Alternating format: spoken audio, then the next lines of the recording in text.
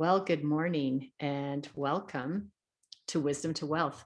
Thank you for tuning in and joining us. I am Whitney Hammond, the owner of Sovereign Wealth Management, and with me today is Jim Ruta from Advisor Craft. Many of you know Jim as he is an icon in our field.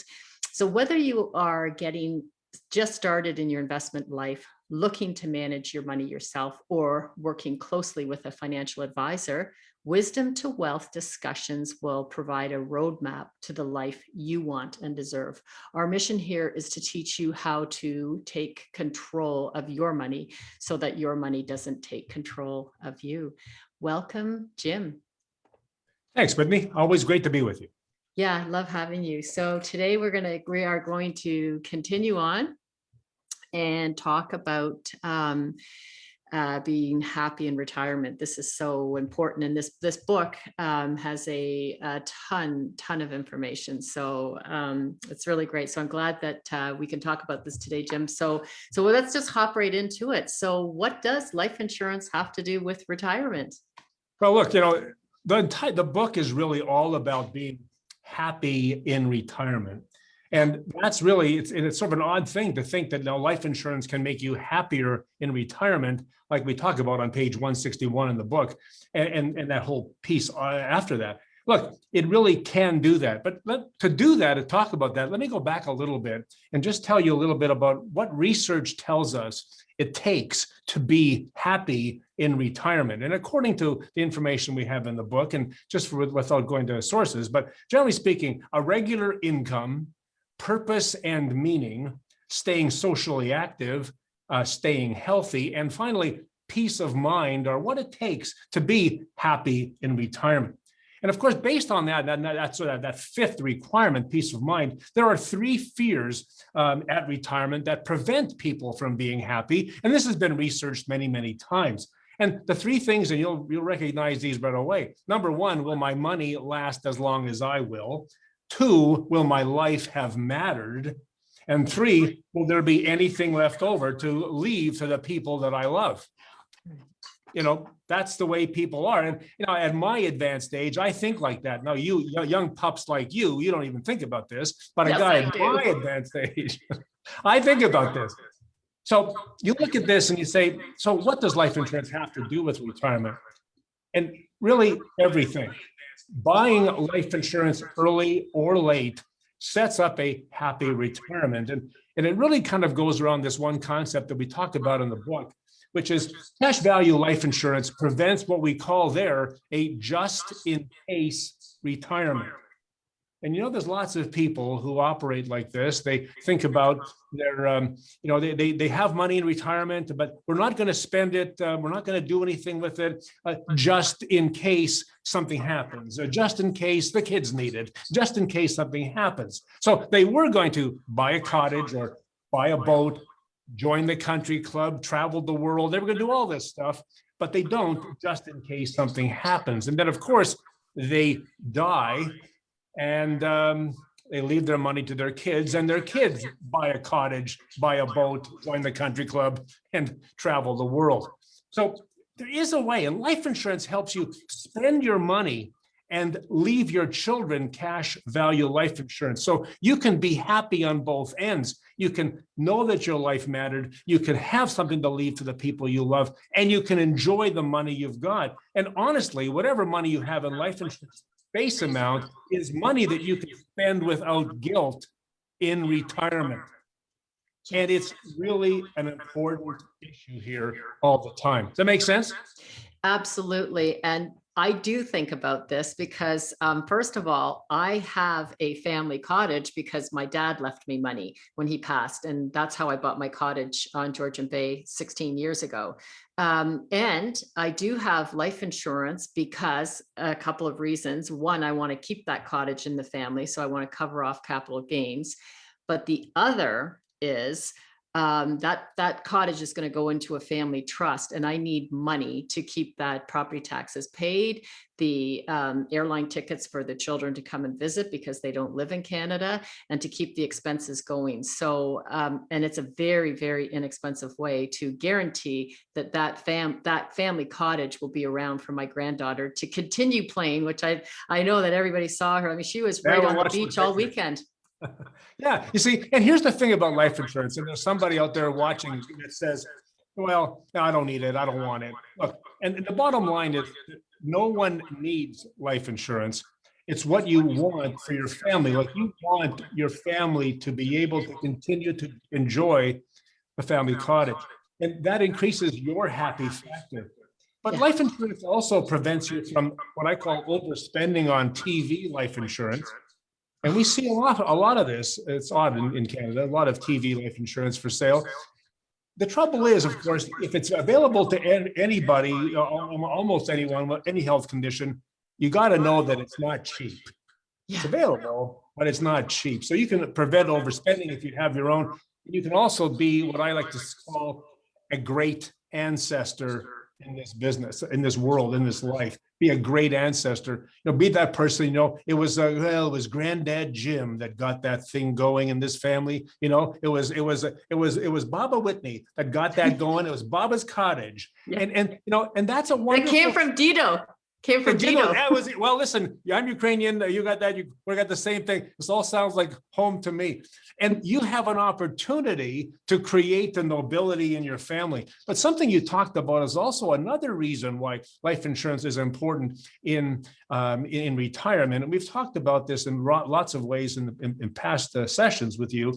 But there's a bunch of ticking tax time bombs in retirement. The cottage, on the second death, when a husband and wife situation, there's going to be taxes paid. Now, you can put into a family trust. There's ways of doing things, but all that costs money too. There's things of doing this RSP residue at the end. I leave my money to Rhonda. Rhonda, well, she can't leave it to our daughter. Let's face it. The tax man becomes the biggest. For your RSP, the tax man is the biggest beneficiary of your life insurance, or rather of your RRSP residue. And what we've discovered over time in the last 20 years or so is that a lot of people die with a lot of money in their RRSP. It doesn't get eaten up that more. I mean, there's shares of family businesses, there's public company shares, rental properties. I mean, life insurance helps diffuse the income tax time bombs that attach to all of this. And that are happening, those ticking time bombs that exist in retirement, because one day, all of a sudden, taxes. And by the way, here's the thing: are taxes going to go up or down in the future? Yeah, and if you don't want to pay those taxes, there's a way to pay them for pennies on the dollar. And it's not just rich people who do this, although rich people, the wealthy, do this like crazy. All the time. Right? This is a big deal for them. Yeah. You don't have to be that wealthy to inherit a cottage that somebody bought for $50,000 30 years ago. Yeah. It's now worth $3 million. It's interesting that we're talking about cottages, because just at the lake this weekend, my next door neighbors that have been there since the early 70s, they got the cottage from their mom and dad. They're 80. Now they sold their home, their family home, and now they're scrambling, trying to figure out, how do I settle the taxes so that, so the kids can get the cottage. And so they're trying to, it's just an ongoing, constant conversation. And anybody who owns a cottage right now, if you think that real estate is going through the roof right now on residential properties, you should see what's going on right now at the lake. Like, it is unreal. You want anything lakefront, it's the starting price is, I know Muskoka is more expensive, but on Georgian Bay, you're at 1.8 million and going up. And like you said, Jim, people, like my next door neighbors, they paid $60,000 for their property. And now it's crazy what it has come to. So, but the thing is about preserving is that people with money like to preserve their wealth. I mean, that's what it gets to. And the more we have, the more we want to preserve. Now, it doesn't have to be that way. It could be people that don't even have anything. They like to buy insurance so they can leave something. But the preserving of wealth, what it does is it keeps the the real estate in the family that you want to keep in the family, the assets that you want to keep in the family. And that's the way to do it. Because otherwise you've got, it becomes a triage. Okay. At death, it becomes a triage. What do we sell? What do we keep? And if you ask anybody when they're alive, they don't want anything sold. Yeah. They want Well, you know what? It's funny. It's like, say, people say, well, I don't need life insurance. And I always say that life insurance, that there's only 5 ways to create cash at death anyway. And it's either you sell assets like you're talking about here, you borrow the money, you use the windfall method, which is supposing that your Superman suit, Supergirl suit arrives in the mail the day before you die and you don't die, or you win the lotto at just the right time. Or you do what a lot of people are doing today is a GoFundMe page to pay for sad, final expenses, a very public way of showing how much money you need. And finally, you can buy life insurance today. And that's really the option you've got. And with a cottage, it's ironic that for some people will have to sell the cottage, to a mortgage company in order to keep the cottage, supposing they can qualify. Yeah. And that, it just doesn't seem right for decisions that you can make today that'll make all of your tomorrows just that much better. But, Whitney, there's even more to this. You think about long-term care and the problems we've had with nursing homes in Canada, around the world, really.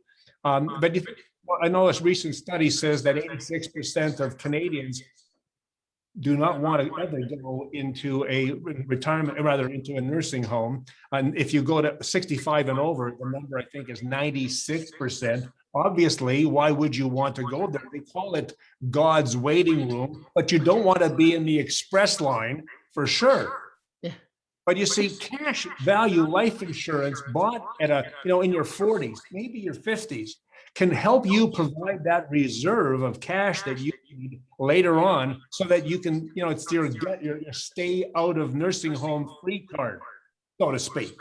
You can do that. And when you start thinking about all the needs that people have and what it costs, my father-in-law, for example, was in when we were thinking about putting, he had to go into assisted living. Well, why don't I just stay here? I can just stay home. And he lived in $1 million house, and you think, well, why couldn't he? And he had money. Here's the thing: at that time, it was about $238,000 to have 24-hour care for him. And then it was on top of the house, on top of the taxes, on top of the food, on top of everything. And so I said, well, can I do that? I said, Dad, you can, but with that burn rate, you'll blow through your entire, he has millions of dollars, but he would blow through that in about 10 years. Yeah. And that was the last thing he would do. He would never want to do that. Because again, it goes right back to that study about, will there be something left over to leave to the people that I love? That comes up in that point. So there's a deal when you've got, private retirement homes costing in Ontario at least $5,000-6,000 at least minimum. It's an expensive bill that you can avoid with life insurance. And really, to think about this, life insurance does so much at retirement. When people think they've got to it ends then. A lot of people think that, I see, this sort of excuse over the years where they say, well, I have so much money that when I retire, I won't need any life insurance. And in fact, that's the exact reason you do. And for the reason you said, you want to preserve the assets you have. Yeah. And keep them in the family. And see, the mentality of a 35-year-old or a 40-year-old, it adjusts over time. And all of a sudden, you need to do that. And that's why agents and advisors like you are so valuable to the public, Whitney, because you help people see today what they will think about themselves and their lives a long time in the future. And man, it's a huge advantage to all of them. That's why absolutely. My job is to preserve, promote, propel the life insurance advisor business to support people like you. Yeah, and that's hugely important because we don't want people to think that investments are the solution to everything, because that's another thing that people do not want liquidated when they pass is their investments. There's some pretty big stock portfolios out there, like they're massive, massive. And when you've purchased stock, let's say 50 years ago, and you've held these portfolios for 5 decades, and you pass on and you control, okay, I'm talking like pulling strings from the grave, because this is what we do. But it's like, why should I leave my child X amount of dollars? But they're not going to know how to invest it, but I do. So it's passing on that portfolio. And why would you do that? Because that portfolio pays dividends, okay? And somebody who's owned it for 50 years gets it, right? I know how much I make per year from my dividends and my portfolio. And it's I highly recommend people to do this, because it's very nice to be paid for not working. And there's two things. There's something that you mentioned is, I think, very important, and I kind of skimmed over. I apologize. But first of all, with life insurance, if you have a spendthrift child or a spouse or nephews or nieces, however you're doing this, you can control from the grave how they get the money. Well, I'm not going to leave my daughter $1 million. She'll blow that in a week. She'll join the country club, buy a boat, that thing. Well, you can control how that happens. I know that Empire Life had a real sales pitch about this a number of years ago on settlement options. So you can decide today how the money is paid out. But there's another thing, we've talked about this before, and that is that you can be the beneficiary of your own policies. Again, I was talking here about cash value life insurance. I know that some companies have just brought out new term, 50-year term, 30-year term, pick a number of years, whatever it is. But there's lots of people who need insurance right till the very end. Yeah. And but that cash value insurance, the cash value that's in there, can also augment your retirement. You can get in essence, a defined benefit pension plan out of your life insurance policy, an income you could never outlive. And that solves question one, or that concern number one: will my money last as long as I will? You could take a pension from that money and live in peace for as long as you live, and have that, that freedom to spend the money and know that your expenses are being covered. Yeah. Life has so much to do with retirement, and that's why we call that clipping coupons. So for example, so I have 30% of my savings. Sometimes we say a percentage, but 30% of my pension income will come from my cash value permanent life insurance policy. And what that does, now I can decide, I may not need that money because I might work till I'm 100, but at 65, I get to clip a coupon every year for 150 grand, and I don't have to do anything for it. I don't have to manage it. I don't have to worry about it. That's just going to come out, and I can push the button. No, I don't want to start at 65. I'll start at 70. If I start at 70, of course it will be higher, because the one thing that's so awesome about permanent cash value life insurance is that the cash value equals the death benefit at age 100. So all it does is go up every year. Yeah, and every dollar you put in, you get back. Like and by the way, it doesn't even matter what company, because they all kind of work. When you get that plain vanilla contract, that's how they're made. They're made to do this. And when you've got an advisor like you who understands the nuances of this stuff, man, you can make this stuff sing in retirement, before retirement, as what they say, to and through retirement. Awesome. It's an awesome product. But life insurance, again, has got so many values. Obviously, it creates an estate for young people with young children, big mortgages, that sort of thing. But this goes to another story altogether, to help you be happier in retirement. And indeed, that's exactly why I got involved in a book with that kind of title. I might not have got involved except for page 161 and what follows it. But this, to me, it makes all the difference in the world. For people with money, people without money, it applies to everyone at any level, almost any level at all. And I think it's something that everybody needs to consider, needs to review with a competent advisor. So call your advisor. And if you don't have a good advisor who understands this part, and that's something too, believe me, then talk to Whitney. Yeah, because sometimes it can be very complicated. One thing that we didn't cover off, and we can talk about it on the next show, is gifting. So there's insurance gifts, there's gifting of the shares of your corporation. There's a lot of the math can be so much larger when you have an incorporation. So this is where it gets complicated.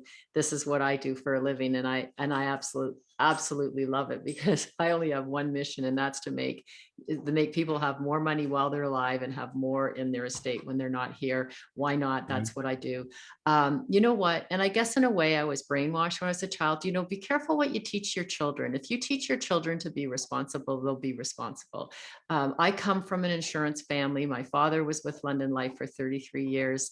Never did he say a bad word at the dinner table about his career. And that's when we saw him, was the dinner table in the weekends. And he just loved, he could not say enough about his career, the company, how he changed people's lives, you know, how he really saved so many families and businesses from so many disasters. So that's why people who are in the insurance industry, we're in for 5-6 decades, because we're really good at what we do, and we don't want to do anything different than this. So yeah, so Jim, thank you for being here today. I'll give you the last word, and I think what we'll do next time is we'll talk about some gifting, and maybe we'll talk about insurance trust, because that's something really important.